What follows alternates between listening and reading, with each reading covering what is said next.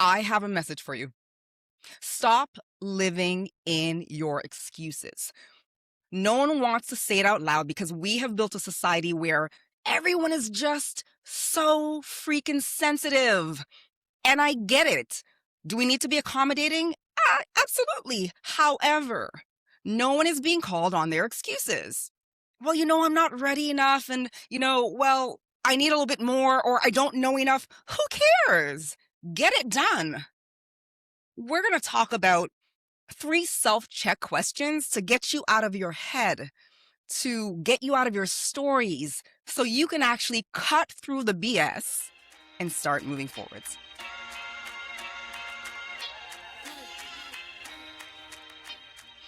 Welcome to With Karen D, the podcast, the place where we get real about one thing. The fact that good things do not come to those who wait. Good things come to those who go out and get it. Now, this episode is for you if you want to go beyond that language that we use. I'm stuck. I'm plateaued. I want to have a conversation about 3 questions if you're willing. 3 questions for you to consider if you are tired of your own excuses. If you're fine, this episode's not for you. But if you're tired of your excuses, you know where you want to be, but you're not there, then hold on for 1 minute. And at this time, I welcome you to my room. So let's jump straight into it. Our excuses hold us back from so many things. And I have to call myself out on this as well. And I want to let you know it's not just you. I work with high performers all over the world, and they are human like you. And they're human like me as well. And they struggle with this as well. And when I get in this state, or when they come to me with their excuses of why they haven't taken action or gotten it done or started it or taken the first step or have hit plateaued, there are 3 questions that I ask them to consider. And I want to challenge you to consider these questions as well. I want you to ask yourself this first question. Am I actually stuck, or am I simply uncomfortable? Because here's the reality. Growth is supposed to feel awkward. Growth is supposed to feel uncomfortable. And what happens when we try something new, we engage our sympathetic nervous system. That's the whole flight or fight or flight side of our nervous system. And what your body does is it defends you. It wants you to get back into that comfort zone. 1, I want you to know you're normal. 2, I want you to know that you can still feel nervous and take action. But I want you to ask that question to yourself again.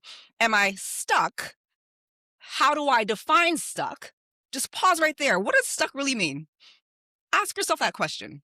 I'm stuck. It means that. And when we can actually concretely state how we define things, it's easier to see what's been stopping us from moving forwards, because stuck is a loaded word. Pause, define it, literally write it out on a piece of paper. And when you challenge yourself by looking at what you've actually been thinking, you realize that you can move beyond it. Or in truth, there's no proof there. There's nothing there. And it is just an uncomfortable feeling. And that discomfort is normal. And you can move through that discomfort. And know that you've already moved through discomfort already before. A year ago, maybe last week, maybe yesterday, maybe years ago. This is not something new. So that's the first question I want you to ask yourself. Are you stuck, or are you uncomfortable? If you're just uncomfortable, it's okay. Still take action. The second question I want you to ask yourself is this. If I had to act today, what would be the smallest move I'd need to make to move forwards just a little bit? Because the way we get to this end goal over here, from far left to far right, is by small, incremental, itsy bitsy, tiny, sometimes medium size, sometimes big, sometimes huge. But even if it is inch by inch, it matters. So I want you to ask yourself that question. If I had to make a small move, what would it be? And write it down. There's power behind what you write down. and what it does to your mind and what it does to your body and what it allows when it comes to you taking action. And here's how I want you to think. The smallest move. It doesn't have to be perfect. It doesn't have to take hours. Just the next step. I want that next uncomfortable action, not the comfortable action. What is that small uncomfortable action you would take to move it forwards? So that's a second question I want you to ask yourself. What's that small step? Take the step. After you take that uncomfortable step, pause and realize that you're still okay. You are still okay. And I want to pause for a minute because I want to tell you about a story. So most people do not know this because I love to travel the world. And when I travel the world, I'm often going to a destination where there's a beach. You'll always see me talking or hear me talking about being in a location with sand between my toes because that's what I love. So most people assume because when I post pictures, I'm jet skiing, I'm in the water, I'm snorkeling, I'm on a yacht, I'm just in water. People assume that I swim. I have to tell you this. I've recently learned to swim. I learned to swim July 2025, which are literally months ago. Um, I had to take that uncomfortable action. Learning how to swim had always been on my vision board. And I mean, on my vision board for about 20 years. And yes, when I was younger, my mom sent myself and my sister to swimming lessons. However, I hated getting my face wet. And she sent us to class after class. She wasted her money. And my sister learned to swim and I did not. And once I was able to say I never don't want to go anymore, I stopped taking swimming lessons. I still enjoyed water with a life jacket. But as my 3 kids grew up, I knew it was important for them to learn how to swim. So each year I'd put it on my vision board knowing that the 3 kids knew how to swim, my husband knew how to swim, and I was the only one who didn't. And I was challenged. I celebrated a milestone birthday in June with a bunch of girlfriends. We went out of town and they found out that I didn't know how to swim. And we all committed to one thing. And my one thing was I was going to go back home and learn to swim. And my friends, I did. I came back home. I got a private swim coach, private pool, because Karen was not going in a public pool in any shape or fashion, not knowing how to swim. And I learned how to swim. 8 weeks later, I learned how to swim. And if you want to see it and see the breakdown of it, make sure to visit my Instagram it's called at the real Karen Donaldson. And in the reels, you'll see me share about my experience after my last lesson, because at my last lesson, I jumped off of the diving board into the deep end 2 times and I swam straight out. It was the most, I don't know, I don't have any words for it. It was a proud moment because I hadn't taken a big risk like that. And that's what I'm asking you to do. Take the scary action. You get to be proud of yourself and you can do it, but discomfort is a part of it. Growth is uncomfortable. Now, let's keep things moving. I want to move back to the last question. So we've had the first 2. Am I actually stuck or am I just uncomfortable? The second question, if I had to act today, what's that small uncomfortable step? What's that one small uncomfortable step that I would take and actually take it? And the last question that I really want you to think about is this. What is this excuse costing me in the next 6 months? So 6 months from now, if I sit in this excuse and don't do it, what's it truly costing me? Is it your self-belief? Is it your self-worth? Is it your worthiness? How will you feel about yourself if you stay in this same place that's comfortable? It's inactive. It's the same place. And let's be honest, we're going to freaking be pissed at ourselves. We're going to totally be pissed at ourselves. I want you to know that growth is not comfortable, but you have done it before. It's not brand new, but it's always within your hands. Confidence. You know that's the base of everything.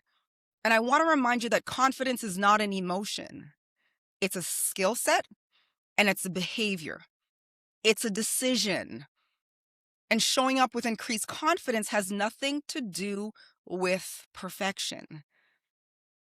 It has to do with the belief that you have in yourself that you can take the action.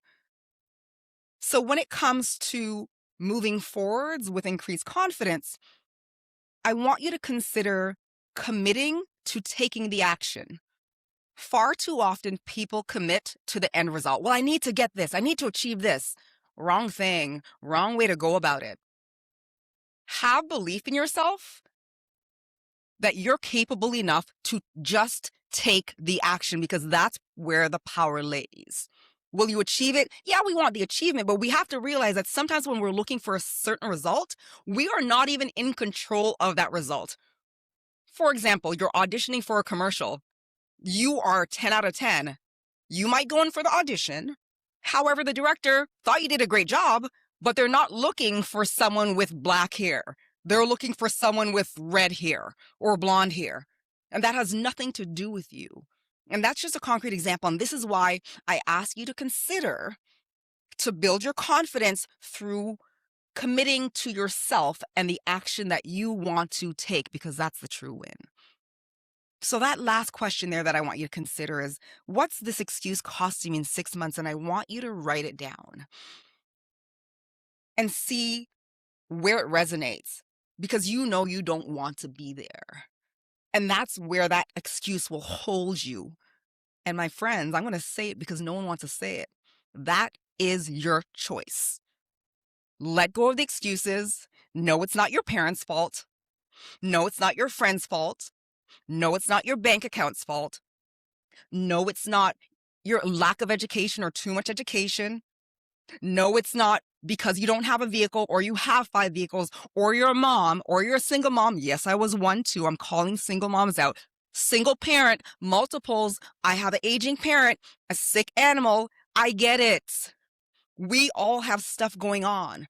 But withstanding the stuff we have going on, we get to choose. We get to intentionally choose if we will move forwards or if we will grow. My friends, good things do not come to those who wait. Good things come to those who go out and get it. Now, if this episode resonates with you, I want you to rewind or go back and hit play. If it resonates with you, I want you to like, I want you to subscribe, and I want you to tell me what exactly resonated in the comment area below. If this resonated and you're saying to yourself, listen, I think my friend Mary, Sheila, Mike, whatever their name is, needs to hear this, please share it with them. My only intention with Karen D, the podcast, is to remind you that you are a freaking badass. And there's no one else in the world like you, even if you're a twin. And by that virtue alone, my friend, you're a gift. As I close out the room, I thank you for joining me on With Karen D, the podcast, and I'll see you next time.